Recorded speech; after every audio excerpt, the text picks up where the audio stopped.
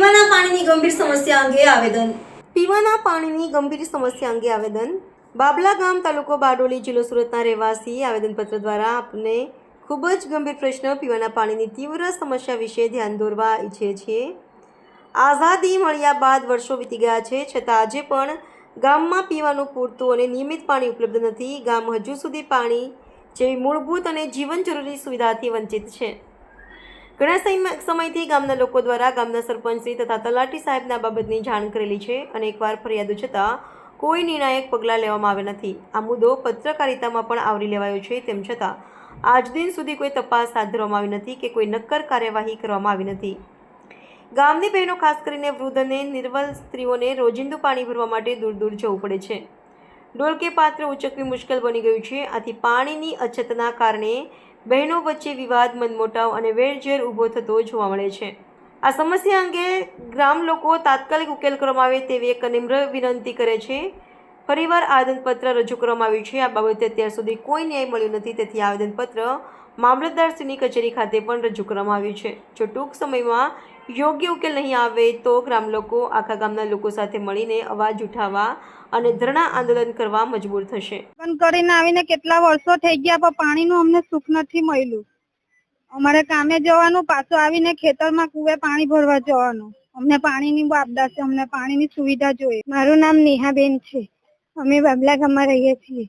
અમારા ગામમાં પાણીની બહુ તકલીફ છે.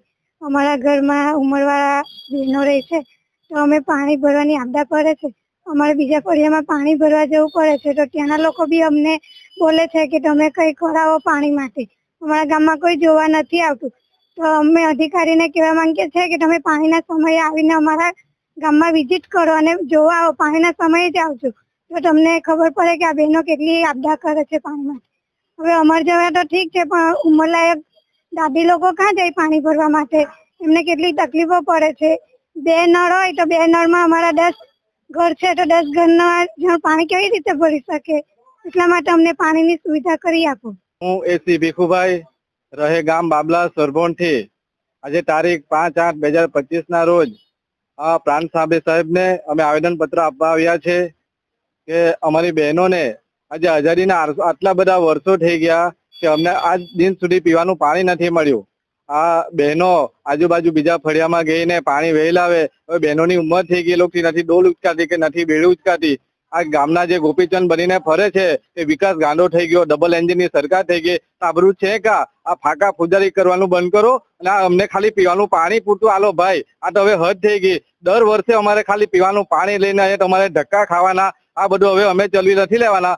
અમારે તો ગાય, બકરી, ભેંસ જે કઈ છે તેને લઈને અમે બધા હવે આવનાર સમયમાં ટૂંક સમયમાં એ ધરણા પણ કરવા આવીશું.